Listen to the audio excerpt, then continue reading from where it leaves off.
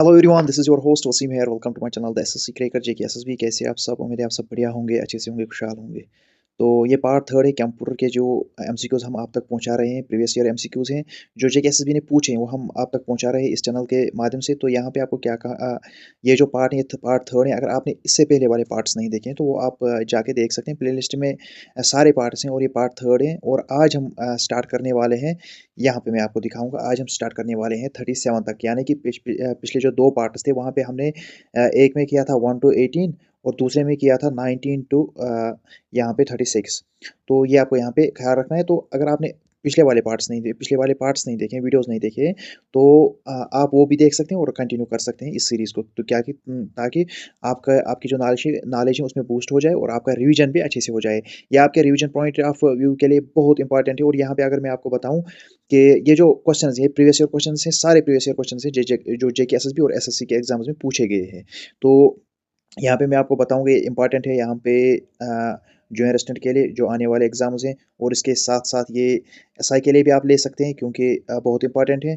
और इसके साथ-साथ यहाँ पे जो एग्ज़ाम्स हैं जेके एसएसबी के, उसके लिए आप इन क्वेश्चंस को ले सकते हैं और बहुत इम्पॉर्टेंट है रिवीजन के लिए। तो यहाँ पे हम क्या चलेंगे, यहाँ पे हम रैपिड चलेंगे, क्वेश्चन और आंसर। आपको अगर आंसर पता है तो आप माइंड में रिवाइज़ कर सकते हैं और बाकी एक्सप्लेनेशन भी मैंने दी है। तो अगर आप इस पीडीएफ को लेना चाहते हो तो आप व्हाट्सएप ग्रुप को जॉइन कर सकते हो या टेलीग्राम ग्रुप को जॉइन कर सकते हो, जिसकी लिंक डिस्क्रिप्शन में आपको मिलेंगी। यहाँ पे बिना बात किए हुए हम आगे चलेंगे। तो करेंगे स्टार्ट क्वेश्चन नंबर 37 से। तो आपसे हर बार यही रिक्वेस्ट रहती है कि अगर आप चैनल पे नए हो तो चैनल को जरूर सब्सक्राइब कर लीजिएगा और अपना जो लाइक शेयर सब्सक्राइब जरूर दीजिएगा।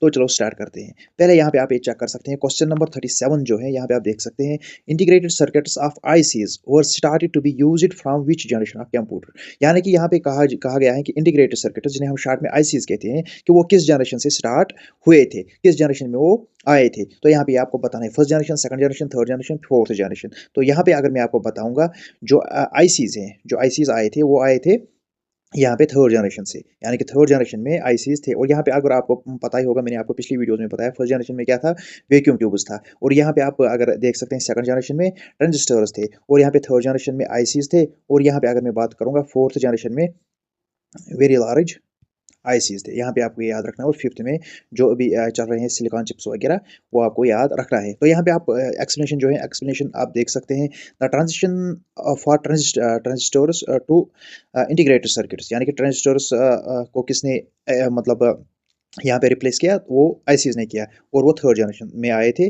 थर्ड जनरेशन कब से कब तक थी, यहाँ पे आप ये चेक कर सकते हैं, 1964 टू 71 और 72 से यहाँ 72 से और जो अभी तक चल रही हैं, प्रेजेंट तक चल रही हैं, वो फोर्थ जनरेशन है। और इसके बाद प्रेजेंट से बियॉन्ड तक कौन सी चलेगी, फिफ्थ जनरेशन। ये आपको यहाँ पे याद रखना है। इसके बाद यहाँ पे हम नेक्स्ट क्वेश्चन पे जाएंगे। नेक्स्ट क्वेश्चन यहाँ पे आप चेक कर सकते हैं, 38 वाला जो क्वेश्चन है, ये आप यहाँ पे चेक कर सकते हैं। Chips is commonly nickname for, यानी कि ये जो चिप है, चिप किसे हम कहते हैं, इसको कॉमनली हम क्या कहते हैं, आया समझ में?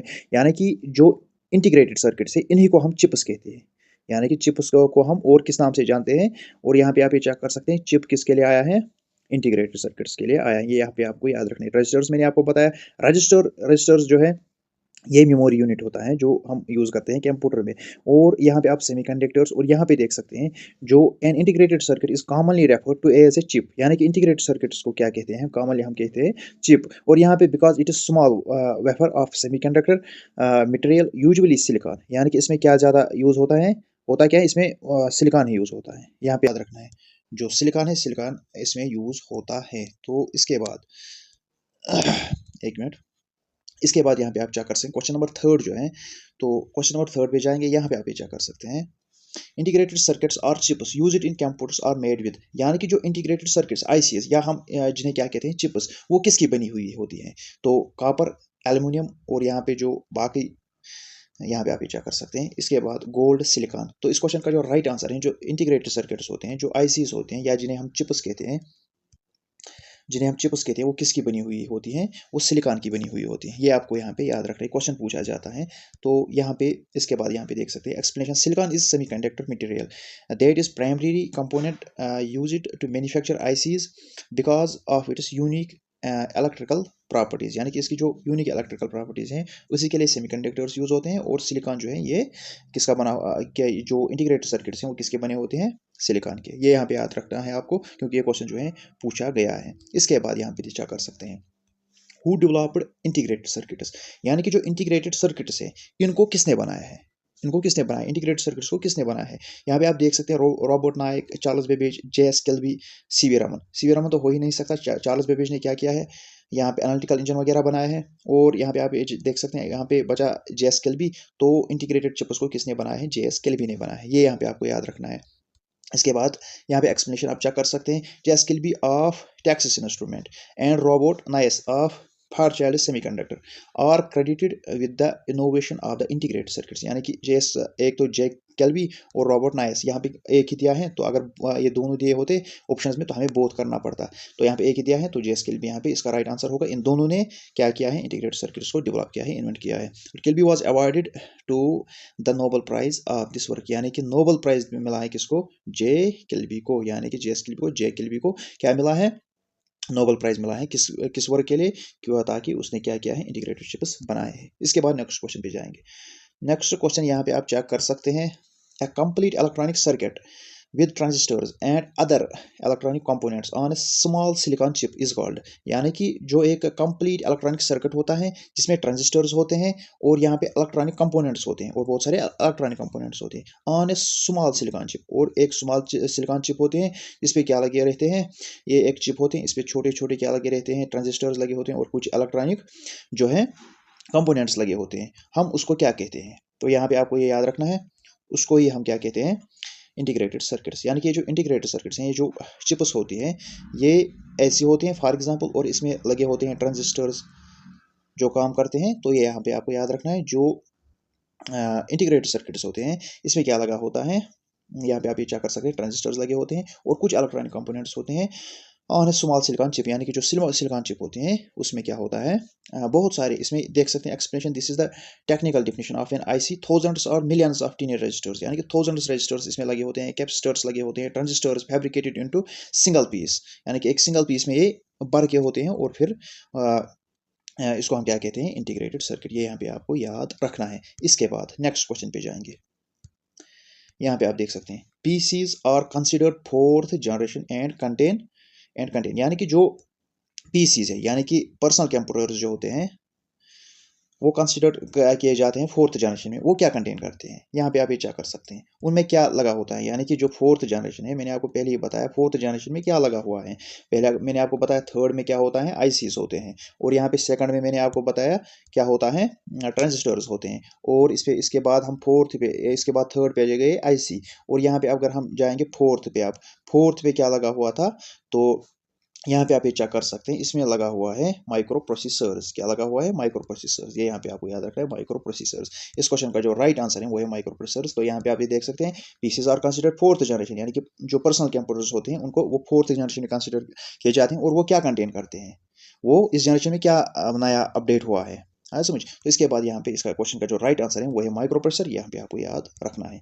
इसके बाद यहाँ पे आप ये चेक कर सकते हैं, the fourth generation 1971 to present, यानी कि 1971 से ये चल रहे हैं और प्रेजेंट तक चल रहे हैं, defined by the use of micro processor, यानी कि माइक्रो प्रोसेसर यूज करते हैं। यहाँ पे आप चेक कर सकते हैं, वेरी लार्ज स्केल इंटीग्रेशन, यानी कि ये क्या करते हैं, जो पहले आईसीज थे और इसमें क्या आया, वेरी लार्ज आईसीज, आया समझ, VLSI। तो इसके बाद यहाँ पे आप चेक कर सकते हैं, which allowed the entire CPU to place it on a single chip, यानी कि ये क्या करता है, सीपीयू को एक सिंगल चिप में क्या करता है, allowed the entire CPU to place it on a single chip, यानी कि CPU को एक सिंगल चिप में इसने क्या किया है, रिप्लेस किया है, आया समझ में। तो इसके बाद नेक्स्ट क्वेश्चन पे जाएंगे। ये क्वेश्चन हम रिपीट चलेंगे, ये क्वेश्चन बहुत ज़्यादा इंपॉर्टेंट है, तो आपको अगर आंसर पता है आप माइंड में इसको रिवाइज कर सकते हैं, और जो पहले वाले पार्ट्स हैं वो भी आप चेक कर सकते हैं, वो भी आप देख सकते हैं। इसके बाद यहाँ पे क्वेश्चन नंबर 43 वाला जो क्वेश्चन है, fifth generation computers do not have, यानी कि फिफ्थ जनरेशन के कंप्यूटर्स थे उनमें क्या नहीं पाया जाता है, ये आपको यहाँ पे बताना है। तो यहाँ पे है स्पीच रिकॉग्निशन,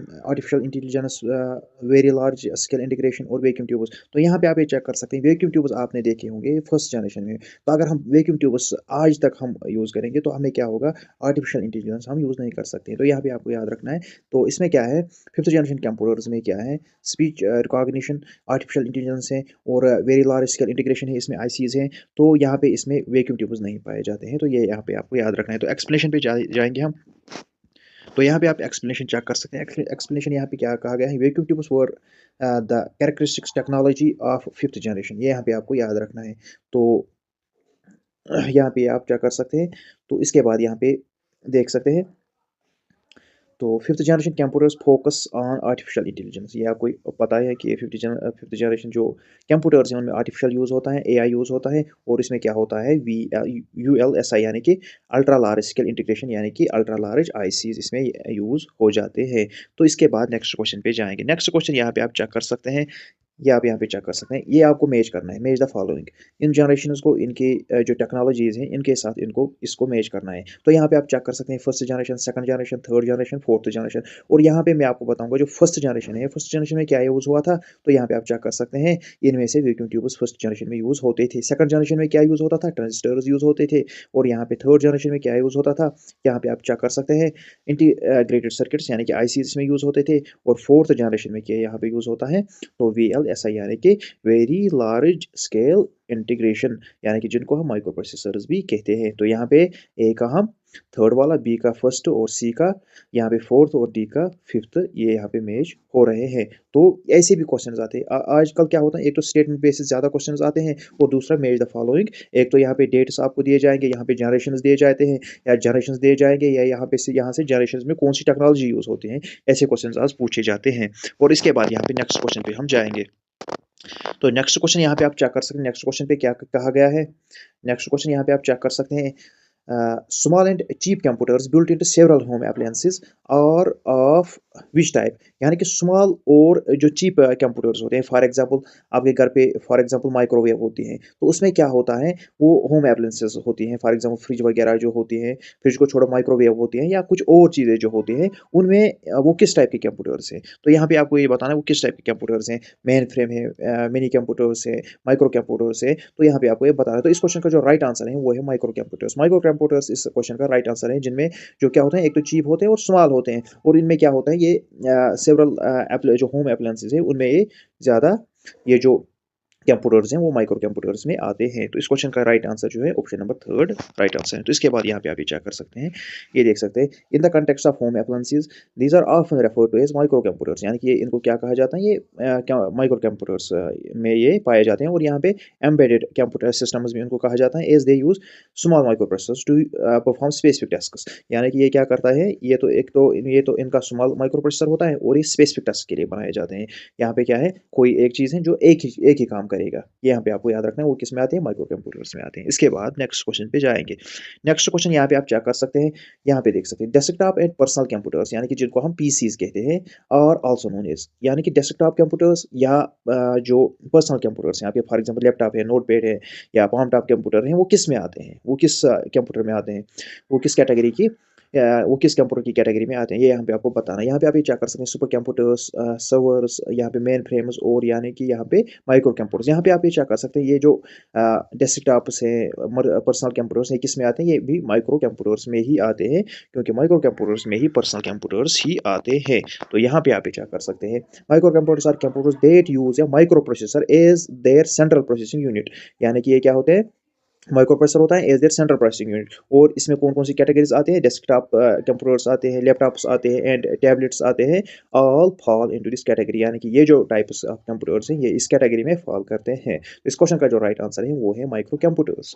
इसके बाद नेक्स्ट क्वेश्चन पे जाएंगे। नेक्स्ट क्वेश्चन यहाँ पे 47 वाला जो आप देख सकते हैं, यहाँ पे देख सकते हैं आप, computers that are portable and convenient to use for users who travel are known as. यानी कि फॉर एग्जांपल अगर आप कहीं पे ट्रेवल कर रहे हो, आप ट्रेन में हो या आप प्लेन में हो या कहीं पे जा रहे हो गाड़ी में हो, तो आप कौन से टाइप का कंप्यूटर वहाँ पे यूज़ कर सकते हो, जो आपके लिए पोर्टेबल होगा, जो आपके लिए कन्वीनियंट होगा, और उस जिसको आप यूज़ कर सकते हो विद इन ट्रेवल। तो जब आप ट्रेवल करते हो उस टाइम कौन सा कंप्यूटर आप यूज़ करते हो, या तो लैपटॉप कर सकते हो, या अपना मोबाइल कर सकते हो, या कोई पर्सनल कंप्यूटर जो आपको होगा वो आप कर सकते हो। तो वो किस कंप्यूटर में आते हैं, ये जो इस क्वेश्चन का जो राइट आंसर है वो है लैपटॉप। यहाँ पे इस क्वेश्चन का राइट आंसर है लैपटॉप आप यूज़ कर सकते हो, जो कि किस में आता है, जो कि माइक्रो कंप्यूटर में आता है, जो कि माइक्रो कंप्यूटर में आता है। ये यहाँ पे आपको याद रखना है, माइक्रो कंप्यूटर्स में ही पर्सनल कंप्यूटर्स आते हैं। यहाँ पे देखो, लैपटॉप्स और notepads are designer specially for portability, featuring on integrated screen and keyboard and या रिचार्जेबल बैटरी। यानी कि जिसमें रिचार्जेबल बैटरी होते हैं और इसमें क्या होता है, कीबोर्ड होता है इसके साथ ही, और इंटीग्रेटेड ये स्क्रीन होती है, और ये पोर्टेबल होता है, हर किसी जगह हम इसको यूज़ कर सकते हैं। तो इसके बाद नेक्स्ट क्वेश्चन पे जाएंगे। यहाँ पे आप चेक कर सकते हैं, नेक्स्ट क्वेश्चन आप चेक कर सकते हैं। यहाँ पे नेक्स्ट क्वेश्चन क्या है, यहाँ पे कहा गया है कि which are the following use a hand held operating system, यानी कि हैंड हेल्ड ऑपरेटिंग सिस्टम किस में यूज हो जाता है। तो सुपर कंप्यूटर में तो नहीं होता है, पर्सनल कंप्यूटर्स में भी नहीं होता है, यहाँ पे आप ये चेक कर सकते हैं, लैपटॉप्स में भी नहीं होता है। तो यहाँ पे पीडीए यानी कि जिसे हम कहते हैं, यहाँ पे आप ये चेक कर सकते हैं इसकी एक्सप्लेनेशन। पीडीए यानी कि पर्सनल डिजिटल असिस्टेंट, जो आपके साथ होता है। तो वो किस कैटेगरी में आते हैं, जिनमें क्या होता है वो उनको हम कहते हैं हैंड हेल्ड ऑपरेटिंग सिस्टम। किसे, पीडीए यानी कि पर्सनल डिजिटल असिस्टेंट, जिसे हम कहते हैं is a hand held device, जो आपके हाथ में ही होते हैं, हैंड हेल्ड डिवाइस है। That requires a specialized mobile operating system, जिसमें क्या होता है एक स्पेशल मोबाइल ऑपरेटिंग सिस्टम है। लाइक इसमें कौन से कंप्यूटर्स पाए जाते हैं, फॉर एग्जांपल पाम ओएस, यानी कि आपके हाथ जैसा। फॉर एग्जांपल जो आपके हाथ जितना आपका हाथ बड़ा है उतना उसका साइज होता है, आज समझ। पाम ओएस उसे कहते हैं। और Windows mobile designed for small screen and touch styles input, यानी कि आपकी मोबाइल डिवाइस है, लैपटॉप है या नोटपैड है, तो यहाँ पे वो किस में आते हैं, पर्सनल डिजिटल असिस्टेंट में ही आते हैं। और वो क्या होते हैं, उनका हैंड हेल्ड वो यूज होता है उनमें, क्या किसमें वो यूज होते हैं, हैंड हेल्ड ऑपरेटिंग सिस्टम में। और यहाँ पे आपको याद रखना है, जो बाकी यहाँ पे कंप्यूटर्स है, फॉर एग्जांपल लैपटॉप्स हैं, पर्सनल कंप्यूटर्स हैं, ये किस में आते हैं, ये आते हैं माइक्रो कंप्यूटर्स में। ये मैंने आपको पहले ही बताया, ये माइक्रो कंप्यूटर्स में ही आते हैं। और यहाँ पे इस क्वेश्चन का जो राइट आंसर है वो है पीडीए, जिसे हम कहते हैं पर्सनल डिजिटल असिस्टेंट। इसके बाद नेक्स्ट क्वेश्चन पे जाएंगे। नेक्स्ट क्वेश्चन यहाँ पे आप क्या कर सकते हैं, यहाँ पे देख सकते हैं palm top computer is also known as, जो आपका पाम टॉप कंप्यूटर है उसको और किस नाम से जानते हैं। यहाँ पे आप क्या कर सकते हैं, personal computer, note book computer, personal यहाँ पे टैबलेट पीसी यानी कि tablet, personal computer, hand held computer. यहाँ पे इस क्वेश्चन का जो राइट आंसर है वो है पाम टॉप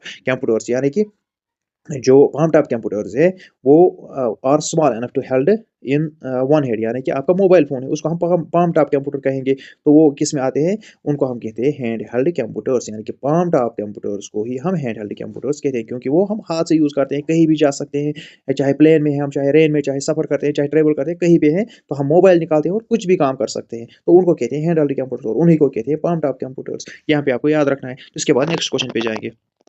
नेक्स्ट क्वेश्चन यहाँ पे आप ये चेक कर सकते हैं, which of the following is a small microprocessor based computer designed to use by one person at a time, यानी कि वो कौन सा कंप्यूटर है जिसका स्मॉल माइक्रो प्रोसेसर है और उसको एक टाइम पे एक ही आदमी यूज कर सकते हैं, वो कौन से कंप्यूटर से।